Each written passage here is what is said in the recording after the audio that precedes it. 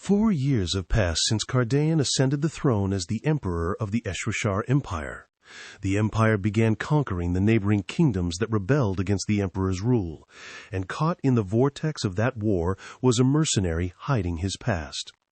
Meanwhile, in a completely different setting, a young man stands in a study with his father. His father delivers sudden news. "You're getting married." The young man is shocked, asking, "What?" His father explains that his partner is the daughter of Baron Wyvern. He adds that she's 16, quite beautiful, and a gentle girl who loves gardening, concluding, "So she'll make a fine wife." The young man walks out of the room, his hand gripping the doorframe, stunned by the revelation. At the tender age of 14, he was supposed to marry a noble lady whose face he didn't even know. He struggles to process the situation, wondering how he is supposed to get married so suddenly. But the reality remains. He was to be married. Standing by the window, the young man struggled to process everything.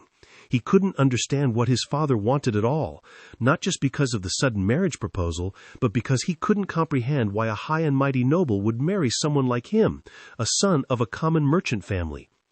Soon after, the young man found himself standing face to face with his new bride. The girl introduced herself with a polite curtsy. "It's a pleasure to meet you. I am Tyria Wyvern." She had hair as golden as the wheat fields of the Wyvern fiefdom. Her features were soft, and her eyes were a light green, resembling fresh sprouts. Her fair skin was pale as flour, and her lips were a vivid cherry red. To put it in a single phrase, she was a mysterious, elegant soul. The young man stood awkwardly before her, his face flushed red. His father urged him forward, saying, "Elric, greet her." Elric bowed his head nervously. "Oh, hello. It's an honor to meet you." Everything after that was a complete blur, but one single realization cut through the noise. Now that they were wed, Elric realized he would spend the rest of his life by her side. Looking back, Elric realized that his first impression of Tyria was nothing less than his very first love. Embarrassed by his involuntary smile, he desperately tried to hide his face during the ceremony. When the time came to exchange rings, he scowled in a desperate attempt to suppress his joy, completely unaware of what was to come. At that very moment, he had no idea how deeply his actions would wound her in the future. Back in his quarters after the wedding, Elric reflected on his new reality. Even though the marriage was sudden, he could not deny that someone so noble and elegant was actually his wife now. She was the daughter of Baron Wyvern. But no matter how much he thought about it, something simply did not add up. Determined to get answers, Elric turned to the maid standing nearby. "Why would a noble lady like Tyria marry me, the son of a merchant family?" The maid, Rhonda, remained silent for a moment. You see," Elric pressed her, desperate for the truth. "Rhonda, please tell me. I know you know everything." The maid paused once more before finally delivering the blunt truth. "It is an arranged marriage." Elric was left frozen in shock, a single bead of sweat running down his face as the reality of his situation dawned on him. The maid, Rhonda, went on to explain the full situation. "There was a time when the Wyvern barony enjoyed immense wealth and fame. But now they were drowning in debt, without even enough money to get by. In exchange for paying off their debts, the Portman family of merchants demanded this marriage. It was a transaction that allowed Elric's family to buy their way into the nobility." Elric was stunned into silence, realizing the full weight of the arrangement. "Does that mean she was sold to us?" he asked. Rhonda remained silent once more. Overwhelmed by guilt, he stammered, "How could this happen? What on earth have I done?"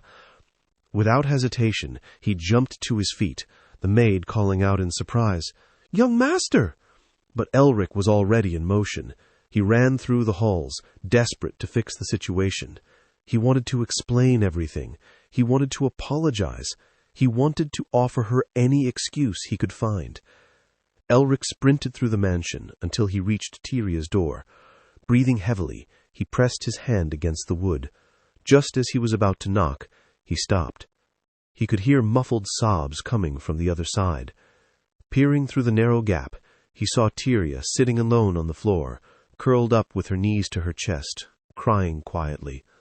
The moment he saw her tears, Elric resolved to annul this marriage. He immediately turned and ran to his father's study. Bursting through the door, he shouted, "Father, please call off this marriage! Did Lady Tyria only marry me for the sake of her family? If that's the case, she was practically sold to us, so please, I beg you!" His father cut him off with a stern look. "Elric, stop acting like a child. We are nobles now, so start acting like one." His father's cold, piercing gaze forced Elric to face reality once again. Elric clenched his fists tightly at his side. The weight of his own past pressed down on him. He knew the truth. He was the child who killed his own mother just by being born. Elric knew his place in the family. He was the constant target of his father's resentment, existing merely for the family's prosperity. His father made it clear, "The least you can do is repay me for raising you." To his father, Elric was nothing more than a tool. Walking away from the study, Elric accepted the harsh reality. To his father, he had always been nothing but an instrument. And with that realization, a decision formed in his mind. He had to disappear. For the sake of the girl who was sold out of financial desperation and to completely ruin his father's plans, Elric resolved to cast aside the name Portman. He left the mansion and walked out into the rain. As he made his way through the fields, the image of Tyria crying haunted his thoughts. But why was she crying? Was she heartbroken because she was sold away? Was it painful for her to leave her family behind? Or did she simply despise the sight of him?